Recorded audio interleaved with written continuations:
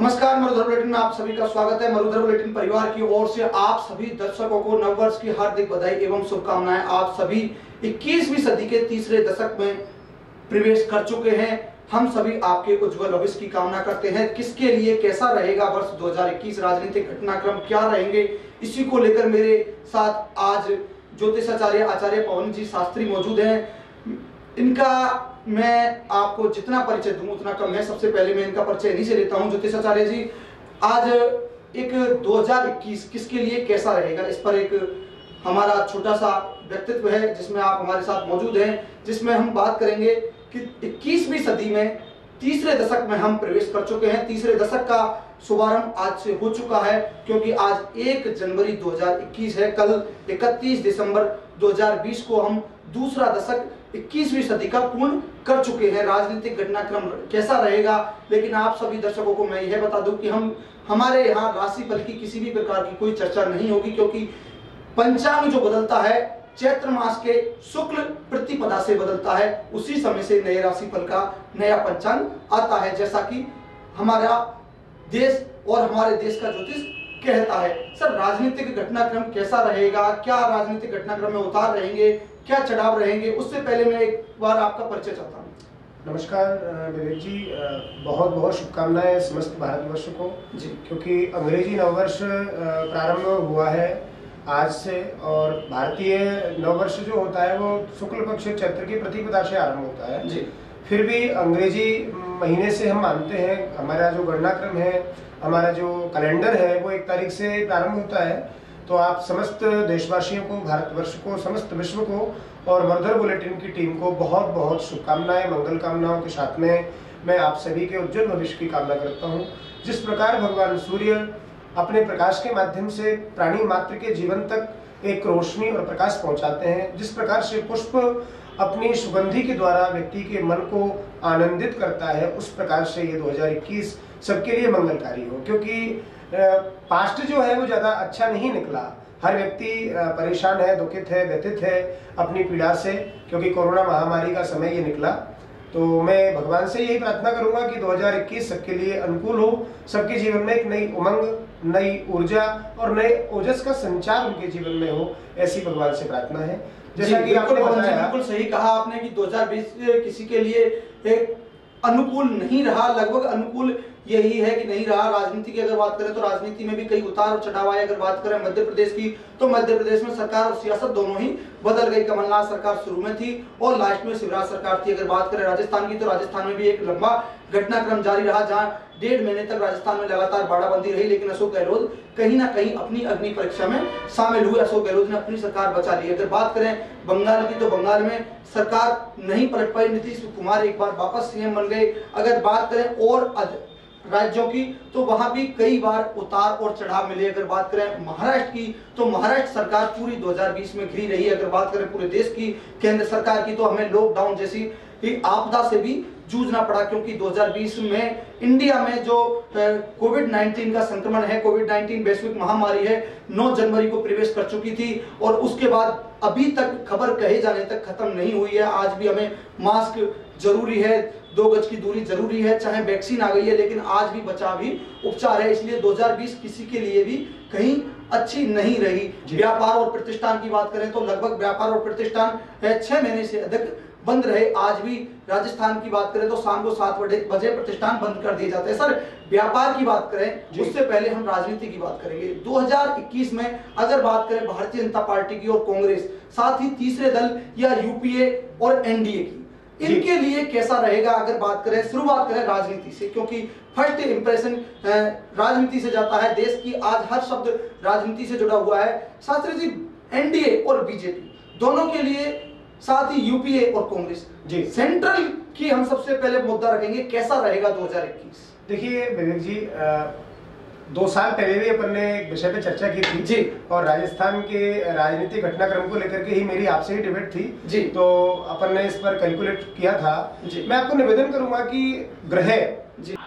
जी शास्त्री जी, बिल्कुल आपने सही कहा। जो घटनाक्रम था 14 सितंबर 2017 की बात है। 2017-14 सितंबर को आपने कहा था कि आज शाम को अशोक गहलोत शपथ ले सकते हैं, सीएम का चेहरा के रूप में फाइनल हो सकते हैं। और साथ ही 17 सितंबर 2017 को सीएम की शपथ लेंगे, बिल्कुल यही हुआ। लेकिन आपने यह भी कहा था कि यह सरकार 1.5 साल तक सही चलेगी, 1.5 साल बाद उतार चढ़ाव की स्थिति पैदा होगी, दो जो प्रदेश अध्यक्ष और सीएम के बीच में दूरियां बढ़ेंगी, बिल्कुल यही हुआ था। 2020 जून में आपने कहा था, बिल्कुल जुलाई में यह दूरियां बढ़ी थी। सचिन पायलट ने अपना खेमा एक अलग कर लिया था, वो दूरियां 2020 में नहीं मिटेंगी आपने ये कहा, तो कहीं ना कहीं बरकरार रही। बिल्कुल मैं इसलिए आपको आज फिर एक बार मंच दे रहा हूं, मौका दे रहा हूं, और मरुधर बुलेटिन यह चाहता है कि जो भी डाटा आए सामने सही आए, चाहे राजनीतिक हो चाहे आपके जीवन का हो। अब आप बताएं 2021 कैसा रहेगा। देखिए विवेक जी, ग्रह जो होते हैं जी वो सब कुछ होते हैं जी। हमारी भारतीय संस्कृति में भारतीय ज्योतिष बड़ा दिव्य है जी। और ज्योतिष का घटनाक्रम या ज्योतिष का गणना क्रम जो होता है वो कैलकुलेशन के आधार पे होता है जी। एस्ट्रोलॉजी प्रेडिक्शन जितने भी लोग करते हैं जी, तो मैं आपको निवेदन करूंगा, ग्रह राज्यम प्रयच्छन्ति ग्रह राज्यम हरन्ति च ग्रहस्तु व्यापितम सर्वम त्रैलोक्यम सहचराचरम। ग्रह चाहे तो राजा को भिखारी बना दे और ग्रह चाहे तो भिखारी को राजा बना दे। इसी प्रकार से हमारे इष्ट की, हमारे परमात्मा की कृपा, जिसको हम गॉड कहते हैं, भगवान कहते हैं, तो मूकम करो तो वाचालम पंगुम लंघयतेम गिरिम यत् कृपा तब हम वंदे परमानंदम माधवम। जैसे कि गूंगा व्यक्ति बोल नहीं सकता, साइंस इस बात को कहता है, और लंगड़ा व्यक्ति पहाड़ की चोटी को नहीं चढ़ सकता, लेकिन ऐसा हो सकता है, ये अपोजिट है। फिर भी प्रतिकूल होने के बावजूद भी ये अनुकूल कब संभव है, जब परमात्मा की कृपा संभव है। तो मैं राजनीतिक दृष्टिकोण पे आपको जब लेके जाऊंगा, तो राजनीतिक दृष्टिकोण का जो फलित है वो ग्रहों से है, आध्यात्मिक से है, पूर्वकृत संस्कारों के अनुसार है और इष्ट आराधना के अनुसार है। ऐसी स्थिति में अब हमारे देश में, आपने केंद्र की सरकार के विषय में चर्चा की, तो मैं आपको ये बता दूं कि बहुत ज्यादा जो माननीय हमारे देश के प्रधानमंत्री नरेंद्र मोदी जी का जो नेतृत्व हमारे भारतवर्ष का कर रहे हैं, उनकी ग्रह स्थिति में कुछ दिक्कतें आई हैं, कुछ ग्रह गोचर उनके बदले हैं। कहीं ना कहीं 2021 में उनकी पॉपुलैरिटी में, उनके जो आक्रामक स्ट्रोक है, उनका जो जिस तरीके से देश पर वो छाए हैं, लोगों के दिलों में वो छाए हैं, वो एक ग्रह का आकर्षण है या उनका काम है। ये दोनों बातों को हम एक दूसरे से भिन्न नहीं कह सकते, लेकिन धीरे धीरे वीकनेस आएगी, धीरे धीरे कमजोरी जरूर खड़ी होगी। और जो एक बहुत जमीनी स्तर पर कांग्रेस सिमट गई थी, ऐसी स्थिति में आने वाले भविष्य में, चाहे वो आप अपने चुनाव ले लीजिए आने वाले समय के, और चुनाव के साथ में चुनावों के परिणाम को आप ले लीजिएगा, कांग्रेस मजबूती करेगी, कांग्रेस का ग्रोथ अब धीरे धीरे बढ़ने लगेगा।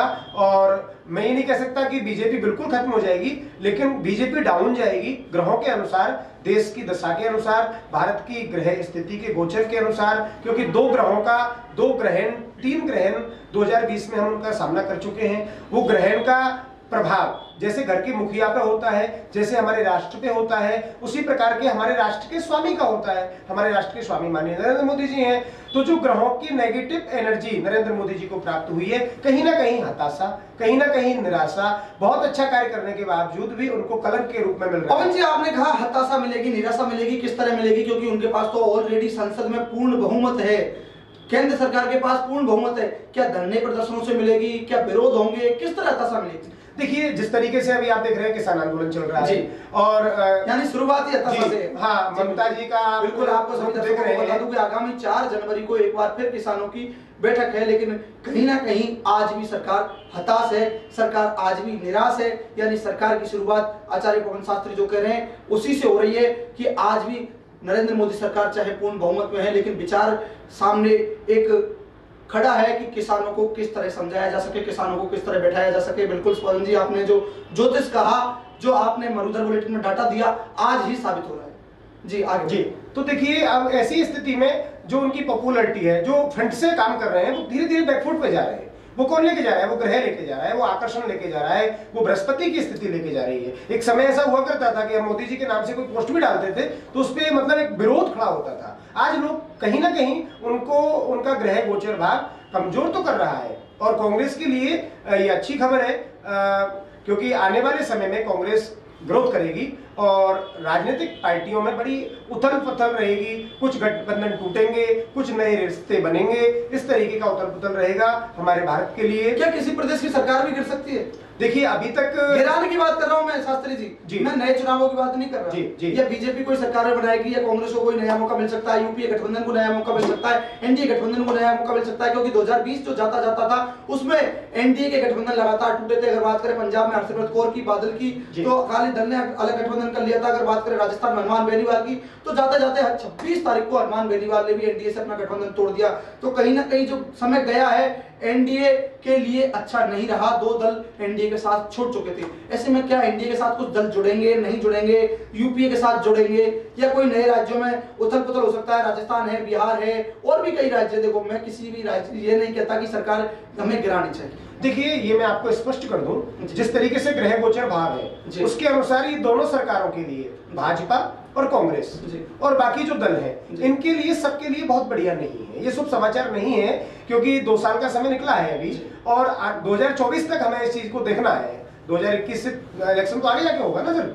ऐसी स्थिति में ये उथल पुथल जो है वो मची रहेगी, चाहे वो स्टेट गवर्नमेंटों में ये बड़ी समस्याएं खड़ी रहेंगी। आत्म कलह सरकारों के मध्य में रहेगा, बीच बीच में तनाव की स्थितियां बनेंगी और हमारे जनमानस के लिए भी 2021 बहुत ज्यादा बढ़िया नहीं है। हमें बहुत ज्यादा अपनी हेल्थ के लिए अवेयरनेस रहना बहुत जरूरी होगा, क्योंकि जो वायरस होता है जिसको अपन कहते हैं, ये वायरस अपनी स्थितियों को बदल रहा है according to science, but according to me जो ग्रह स्थितियां हैं भारतवर्ष में, अभी भी 4 ग्रहण आएंगे 2021 में, तो हमें बहुत सावधान रहना पड़ेगा, क्योंकि चंद्रमा चलित भाव में है। हर व्यक्ति तनाव का शिकार होगा, डिप्रेशन का शिकार होगा, इसलिए उसको पेशेंस के साथ में, अपने आध्यात्मिक के साथ में, अपने स्टारों के साथ में चलना पड़ेगा, उसे कंप्रोमाइज करना पड़ेगा, क्योंकि आने वाले भविष्य में हमारी आर्थिक स्थिति बहुत ज्यादा मजबूत नजर नहीं आ रही है और हमारे जो ग्रह स्थितियां हैं उनके अनुसार हम बड़े चिंतित रहेंगे।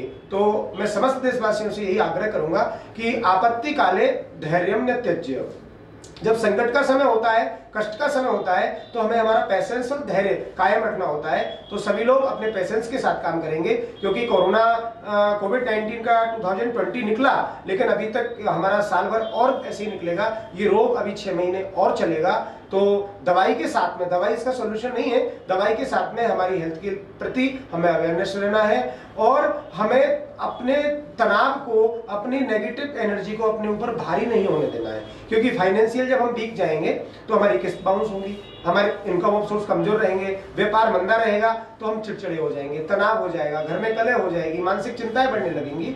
ऐसी स्थिति में हमारा एक ही साथी होता है, विवेक और धैर्य। अपना स्वाभिमान और अपना धैर्य, अपने विवेक के साथ में आप काम करेंगे तो आपके लिए साल बहुत अच्छा रहेगा। जी, अगर बात देखिए, अधिकतर व्यापार हैं रियल एस्टेट से जुड़े रहते हैं। रियल एस्टेट की बात करूं, रियल एस्टेट कैसा रहेगा? मिला जुला रहेगा या फिर उतार रहेगा, चढ़ाव रहेगा, कैसा रहेगा? देखिए रियल एस्टेट में मंगल भूमि का स्वामी मंगल होता है और मंगल की जो स्थिति है वो बहुत ज्यादा अनुकूल नहीं है। मंगल क्रूर ग्रहों में आता है, तो रियल एस्टेट संबंधी जो व्यापार है वो अभी 2021 में और 2022 में कंटिन्यू डाउन रहेगा। आने वाले समय में पश्चिम बंगाल, पंजाब जैसे राज्यों में चुनाव भी है। किस दल के लिए कैसा रहेगा? भारतीय जनता पार्टी को कितना आगे जाना पड़ेगा? कांग्रेस को कितनी परास्त देखनी पड़ेगी? अगर बात करें तृणमूल की या फिर अन्य दलों की, अकाली दल की या छोटे दलों की, किसी भी मैं दल का नाम नहीं लूंगा, छोटे दलों की बात करें, जो अगर राज्य स्तरीय दलों की बात करें या फिर राष्ट्रीय दलों की बात करें, दोनों के लिए कैसा रहेगा? पश्चिम बंगाल से हम जब कैलकुलेट अगर करते हैं तो पश्चिम की कन्या राशि होती है, बंगाल की वृष शुक्र स्वामी होता है, कन्या का स्वामी बुध होता है। और हम तृणमूल कांग्रेस से अगर बात करते हैं, ममता जी की सिंह राशि है और मोदी जी की भी सिंह राशि है। तो अकॉर्डिंग टू मी भाजपा की धनु राशि है, धनु का स्वामी गुरु है। उधर बुध उनका बहुत ज्यादा बेटर नहीं है, ममता जी का। सूर्य उनको चिंतित करेगा, चंद्रमा उनको वाणी में द्वेष उत्पन्न कराएगा, वाणी को अपवित्र कराएगा। और इस वाणी के अपवित्र में नपुंसक ग्रह बुध जो पश्चिम बंगाल की राशि को रिप्रेजेंट कर रहा है, ऐसी स्थिति में ये भाजपा के लिए ज्यादा ठीक रहेगा। तृणमूल कांग्रेस अगर कांग्रेस से गठबंधन करके अगर आगे बढ़ती है तो हो सकता है अपनी जमीनी स्थिति को बचाने में कामयाब रहे। बाकी दिन की अगर बात करते हैं, स्टारों की अगर बात करते हैं, भाजपा के लिए बेटर है। यानी आपका ये कहना है कि भारतीय जनता पार्टी जो एक दल है, भारतीय जनता पार्टी को एक अच्छी कामयाबी मिलेगी ये पश्चिम बंगाल में, और कांग्रेस कहीं ना कहीं स्थिर रहेगी। अगर तृणमूल भी स्थिरता और सरकार बनाने में सफल होना है तो गठबंधन करे, उस पर विचार करेगा। जी जी, अगर बात करें अन्य धरने प्रदर्शनों की, आंदोलनों की, सरकार के बजट की, जनता के प्रति कैसा रहेगा? देखिए, हमारा शास्त्र कहता है विवेक जी कि जासु राज से प्रजा दुखारी, ते नृप अवश्य नरक अधवासी। तो राजा आक्रामक होना चाहिए। हमारे मोदी जी आक्रामक हैं। असंतुष्टा ध्वजानुष्टा संतुष्टा च महीपता, राजा को असंतोषी होना चाहिए। मैं देखता हूं मोदी जी के अंदर ये गुण भी है, वो असंतोषी हैं। लेकिन कई बार हमारी आक्रामकता, कई बार हमारा स्वाभिमान, कई बार हमारी जल्दबाजी हमें कई बार नकारात्मक ऊर्जा देकर के जाती है।